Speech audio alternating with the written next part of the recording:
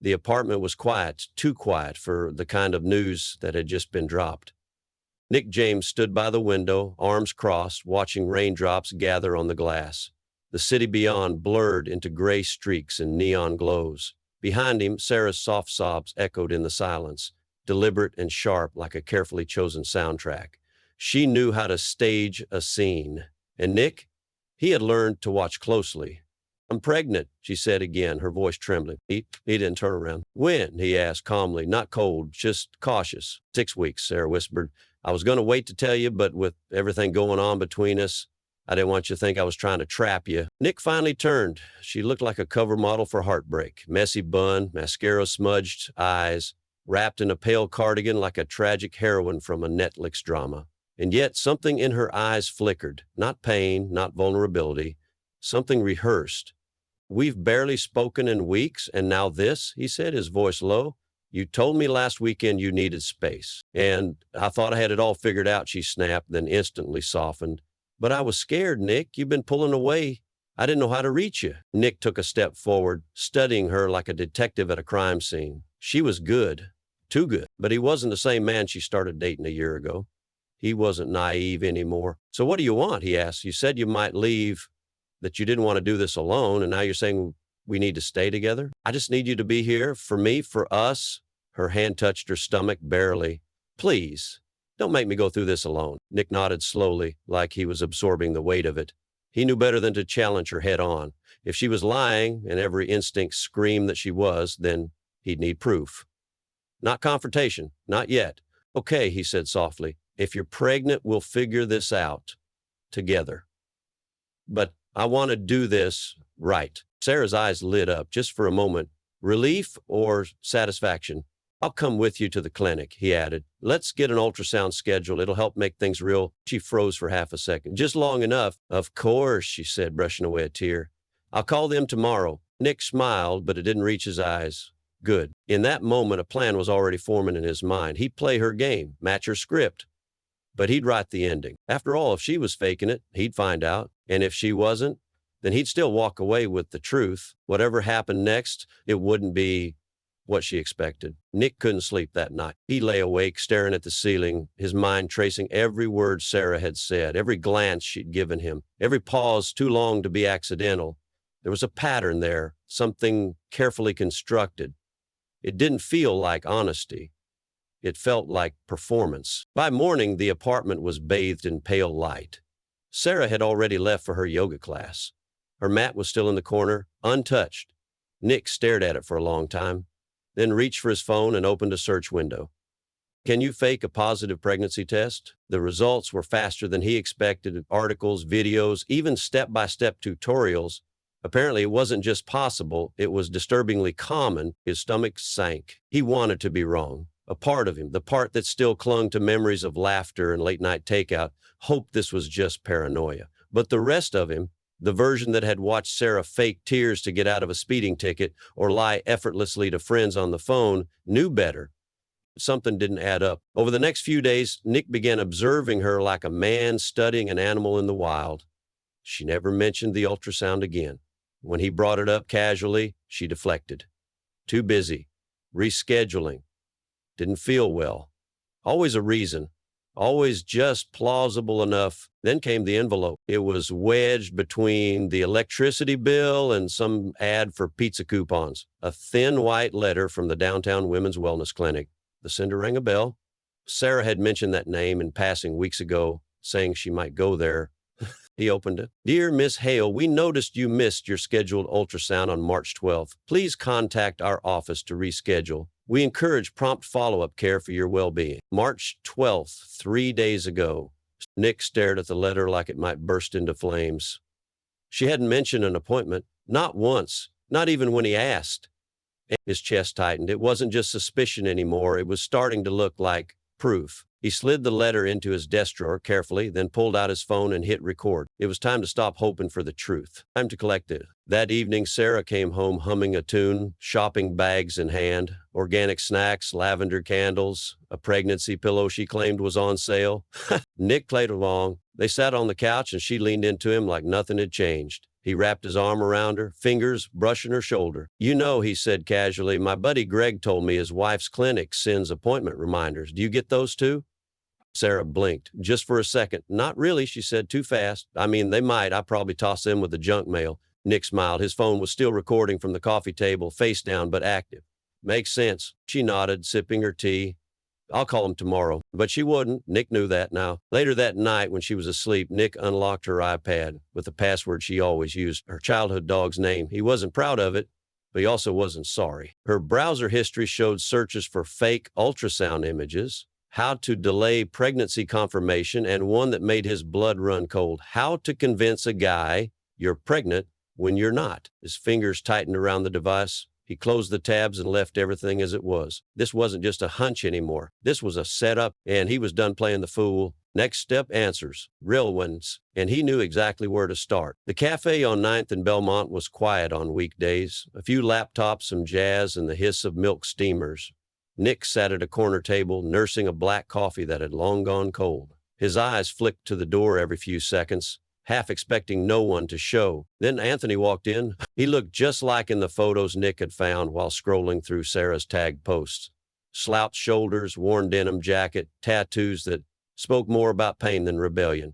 He carried the scent of someone who didn't care what anyone thought of him. Nick, Anthony said, nodding. Nick gestured to the seat across. Thanks for meeting me. No problem, Anthony replied, sitting down. I was honestly waiting for this day. Nick tilted his head.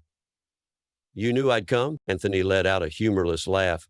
Man, with someone like Sarah, it was only a matter of time. Nick studied him carefully. So you two were together? On and off for the last year. Anthony rubbed the back of his neck. She always kept me in the dark. Told me you were an ex who couldn't let go. Then she told me you were her boss, then her roommate. She never stuck to one story. Nick clenched his jaw. Did she ever mention a pregnancy? Only once, about a month ago. Said she had a scare, but she took care of it. Then she ghosted me for 2 weeks. That fit the timeline. Nick pulled out his phone and showed him a screenshot of Sarah's recent positive test and a folder titled Clinic Records. She says she's pregnant with my kid. Anthony blinked and shook his head. She's lying to both of us. Nick leaned in. I need proof, solid. You still have messages, photos, anything that shows the overlap? Anthony reached into his jacket and slid over a flash drive. Dates, screenshots, even a voice memo she left me drunk last week, calling you controlling and saying she'd fix this mess herself if I didn't step up. You'll want to hear that one. Nick pocketed it without hesitation. Why are you helping? Anthony's smile was sad. Because I was where you are now, and because I loved her once. She used that against me. You're not the first. I doubt you'll be the last. Silence settled between them, thick as the fog rolling outside the window. I want to confront her, Nick said finally, but not until I have everything in place. Anthony raised an eyebrow. What are you thinking? Nick leaned back, fingers tapping the ceramic cup. We stage it. Let her walk into a trap of her own making. I'll take her to the clinic. You show up halfway through the appointment. Bring everything. We don't need to scream. We just let the truth play out. Anthony considered it. Cold. I like it. Nick's expression didn't waver. She wanted to keep me through fear and guilt. She played the most sacred thing she could, life. If that doesn't have consequences, what does? Anthony nodded. Just tell me when. They parted with a handshake. Two strangers connected by the same betrayal. As Anthony left, Nick sat alone again, but this time with purpose. He had everything he needed. Now, it was just a matter of timing. That night, Sarah was unusually affectionate. She clung to Nick like a woman afraid of vanishing. He watched her every smile, every touch, wondering how much was real, if anything. Do you think it's a boy or girl? She asked, tracing circles on his chest. Nick didn't flinch. Too early to tell? I want a girl, she whispered. Someone just like me. He almost laughed. Later, when she was asleep, he transferred Anthony's files to his phone. The audio message was brutal. Sarah's voice, slurred and raw. He thinks I'm this delicate thing, like I'm broken. I'm not. I just needed a way out. Nick's safe, stable. He'd be a good dad if it were real, but it's not. It was never real, none of it. Nick played the clip 3 times. Each time, something in him unraveled, then stitched itself back together, tighter than before. The next morning, Nick called the clinic. He used his usual calm, polite voice. We'd like to schedule an ultrasound, he said. Yes, she's missed her last appointment. Yes, I'll make sure she shows up. when he told Sarah. She didn't protest, at least not directly. "I'm nervous," she said, sipping her green smoothie. "It's just all so fast." "You'll be fine," Nick said gently. "We'll go together." She looked at him strangely. "You're really trying." "I want to do the right thing." She smiled, but there was a flicker of panic in her eyes. "Good. Let her feel the edge of the blade. Let her guess when it'll drop." Tuesday morning arrived wrapped in gray skies and a thin, persistent drizzle. It matched Nick's mood perfectly. Clinical, cold, muted. Sarah was already dressed when he stepped out of the shower. Hair curled, makeup flawless, wearing a soft pink sweater that framed her as innocent, vulnerable. She smiled when she saw him. "You ready?" she asked. Nick forced a small nod. "As I'll ever be." They barely spoke in the car. She kept scrolling through her phone, tapping out messages he didn't bother to glance at. Nick's focus was on the bag in the back seat. Inside, a flash drive, a printed folder with Anthony's screenshots, and a small audio recorder tucked into his coat pocket, already live. They pulled into the parking lot of Silverleaf Women's Clinic, a clean, modern building nestled between a yoga studio and a flower shop. It almost looked too peaceful for what was about to happen. Inside, the reception area smelled like lavender and antiseptic. Soft music played over hidden speakers.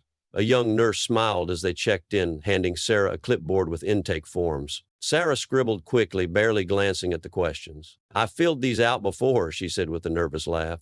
Nick leaned back, arms folded. "Let's just make sure they're complete." They took their seats in the waiting area. Across from them, a pregnant woman sat reading a parenting magazine. Her husband's hand rested protectively on her knee. Nick couldn't help but notice the contrast. That couple felt real. His own situation felt like theater. Sarah fidgeted beside him, chewing the inside of her cheek. Her confidence from the morning had thinned. "You okay?" Nick asked, voice soft. She nodded too quickly. "Just anxious." He watched her closely. "Funny. You didn't seem this nervous last week." Sarah blinked, caught off guard. "Well, it's different now. It's real." Nick said nothing. Minutes passed. Then, just as the nurse opened the hallway door and called, "Sarah Hale," the clinic door behind him swung open. Anthony stepped inside. He wore a gray hoodie, hood down, face calm, his eyes locked with Nick's for half a second. No nod, no signal, but the timing was perfect. Sarah froze. Her hand slipped from Nick's. What is he doing here?" she asked, voice low, trembling. Not with fear, but with panic. Nick stood up, slow and steady. "I invited him." The nurse paused, sensing something was off. Anthony walked forward, calm as a confession. "Hey, Sarah, remember me?" She backed a step. This isn't fair." "Neither was lying," Nick interrupted, pulling the manila folder from his coat and holding it up.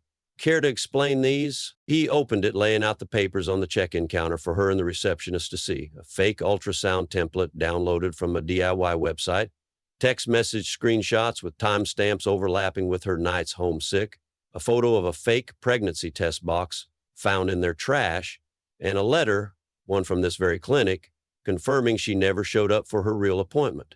The nurse's eyes widened. Sarah's lips parted, but no words came. Anthony stepped beside Nick, holding up his phone.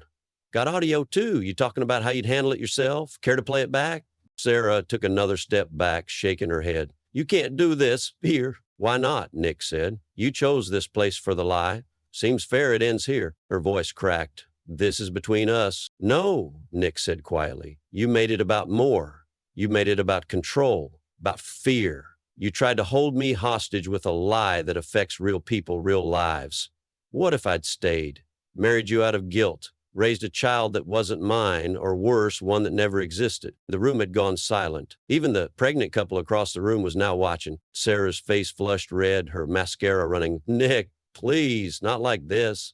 But he didn't stop. "I gave you chances. I asked. You lied.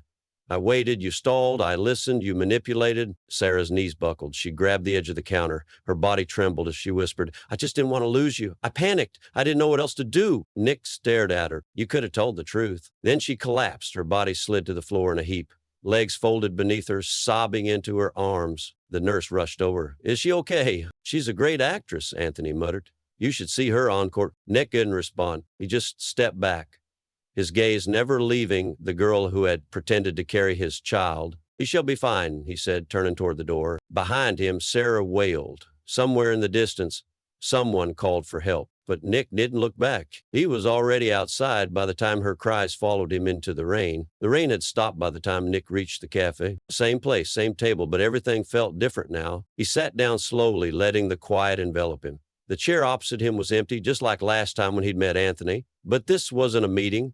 It was a moment of stillness, a breath after the storm. He ordered his usual black coffee, no sugar, no distractions. Outside, the city churned forward. Cars hissed over wet pavement, people hurried by with umbrellas and damp collars. But inside, Nick felt no urgency, no weight, just quiet. He pulled out his phone and opened his messages. The last one from Sarah sat unread.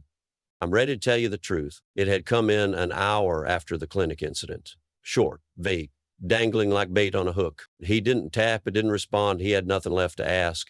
She had shown him everything he needed to see. Instead, he scrolled through his call log and deleted her number. He wasn't angry anymore. Anger was exhausting. She'd used enough of his energy. What he felt now was something else. Clarity, maybe. Relief. The kind that only arrives when you let go of something you once thought you needed. The waitress set down his coffee. Back again, she said with a smile. Rough day? Nick offered a faint smile. No, surprisingly good.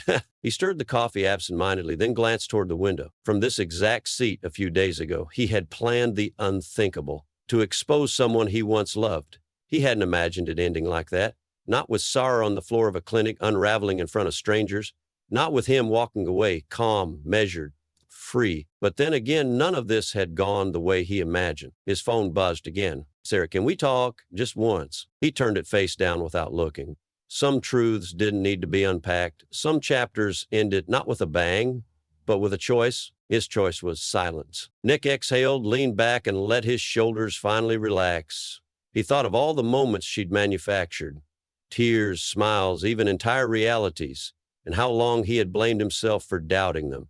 But he wasn't a fool. He was a survivor of someone else's script. And for the first time in a long while, he wasn't playing a role anymore. He was just his own man, free. The door chimed as a couple entered, laughing under one umbrella. They found a seat near the window, hands brushing, eyes bright. He watched them for a second, not with envy, but with a strange kind of appreciation. Love was still out there somewhere, maybe even trust. But it wouldn't come dressed as urgency or desperation next time.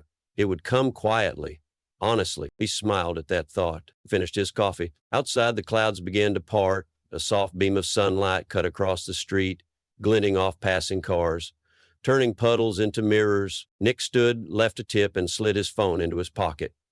Sarah's last message still unread, like a sealed letter from a life he no longer subscribed to. He stepped outside into the light, pulled up his collar, and walked not away.